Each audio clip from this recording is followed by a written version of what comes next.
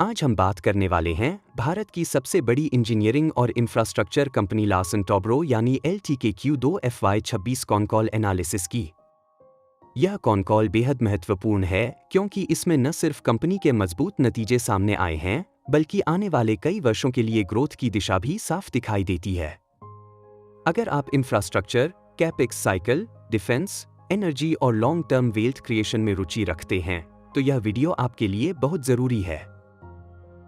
सबसे पहले बात करते हैं LT के ओवरऑल फाइनेंशियल परफॉर्मेंस की। Q2 FY26 में कंपनी का कुल रेवेन्यू लगभग 68,000 करोड़ रुपए रहा, जो पिछले साल के मुकाबले लगभग 10% की ग्रोथ दिखाता है। EBITDA लगभग 10% के आसपास रहा और कंपनी का नेट प्रॉफिट 3,900 करोड़ रुपए के करीब पहुंच गया, जो साल दर साल लगभग 16% की बढ़त को दर्शाता है। रिटर्न ऑन इक्विटी बढ़कर 17.2% तक पहुंच गया है, जो यह दर्शाता है कि कंपनी का कैपिटल उपयोग पहले से अधिक प्रभावी हो रहा है। अब बात करते हैं सबसे मजबूत हिस्से की ऑर्डर बुक। LT का कुल ऑर्डर बुक सितंबर 2025 के अंत तक 6.67 लाख करोड़ रुपए तक पहुंच चुका है, जो सालाना आधार पर 31% की जबरदस्त बढ़ोतरी है। इसमें से लगभग 51% ऑर्डर भारत से और 49% इंटरनेशनल मार्केट से हैं। खास बात यह है कि मिडिल ईस्ट से ऑर्डर फ्लो लगातार मजबूत बना हुआ है और यह LT के लिए एक बड़ा ग्रोथ ड्राइवर बनता जा रहा है।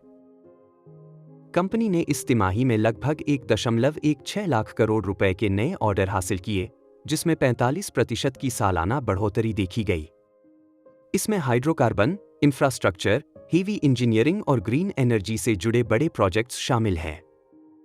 खास तौर पर मिडिल ईस्ट में ऑयल और गैस सेक्टर से मिले मेगा ऑर्डर्स ने ऑर्डर बुक को नई ऊंचाई पर पहुंचाया है। अब बात करते हैं इंफ्रास्ट्रक्चर सेगमेंट की।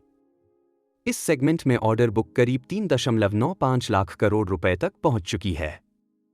हालांकि Q2 में रेवेन्यू थोड़ा दबाव में रहा क्योंकि मानसून और कुछ प्रोजेक्ट्स में स्लो एग्जीक्यूशन देखने को मिला, लेकिन कंपनी को पूरा भरोसा है कि H2 FY26 में एग्जीक्यूशन तेज होगा। खासकर roads, metro, data centers, green energy और रियल एस्टेट से जुड़ी परियोजनाओं में मजबूत रिकवरी देखने को मिलेगी। एनर्जी सेगमेंट में कंपनी का प्रदर्शन काफी मजबूत रहा है। इस सेगमेंट में ऑर्डर इनफ्लो 3.8 लाख करोड़ रुपए से ज्यादा रहा। हाइड्रोकार्बन और कार्बन लाइट सॉल्यूशंस से बड़े ऑर्डर मिले हैं। हालांकि कुछ पुराने प्रोजेक्ट्स में लागत बढ़ने से मार्जिन पर असर पड़ा, लेकिन मैनेजमेंट का मानना है कि यह अस्थायी है और आने वाले क्वार्टर में स्थिति सुधरेगी। अब बात करते हैं हाईटेक मैन्युफैक्चरिंग और डिफेंस की। इस सेगमेंट में LT लगातार अपनी पकड़ मजबूत कर रहा है। खास तौर पर AMCA प्रोजेक्ट को लेकर बेल के साथ पार्टनरशिप एक बड़ा कदम है। अगर यह प्रोजेक्ट आगे बढ़ता है, तो यह भारत के डिफेंस मैन्युफैक्चरिंग इकोसिस्टम के लिए गेम चेंजर साबित हो सकता है। कंपनी ने साफ कहा है कि यह एक लॉन्ग टर्म प्रोजेक्ट है, जिसमें अगले 8-10 वर्षों में बड़े अवसर बन सकते हैं। अब आते हैं IT और डिजिटल बिजनेस पर। LT की IT कंपनियां जैसे LTIMindtree और LTTS ने स्थिर प्रदर्शन किया है। हालांकि मार्जिन पर हल्का दबाव है, लेकिन डिजिटल, AI, सेमीकंडक्टर और डेटा सेंटर जैसे क्षेत्रों में निवेश भविष्य के लिए मजबूत आधार बना रहा है।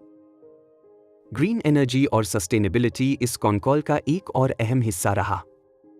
LT ने ग्रीन हाइड्रोजन, ग्रीन अमोनिया और रिन्यूएबल एनर्जी में बड़े अवसरों की पुष्टि की है। सऊदी अरब, UAE और अन्य देशों में बड़े प्रोजेक्ट पाइपलाइन में हैं। आने वाले वर्षों में यह सेगमेंट कंपनी की ग्रोथ का बड़ा इंजन बन सकता है। कंपनी की वर्किंग कैपिटल पोजीशन भी मजबूत हुई है। नेट वर्किंग कैपिटल अब 10.2% पर आ गया है, जो पिछले साल से बेहतर है। कैश फ्लो में सुधार और कलेक्शन एफिशिएंसी बढ़ने से बैलेंस शीट और मजबूत हुई है। कुल मिलाकर देखा जाए तो LT इस समय एक बेहद मजबूत पोजीशन में खड़ी है।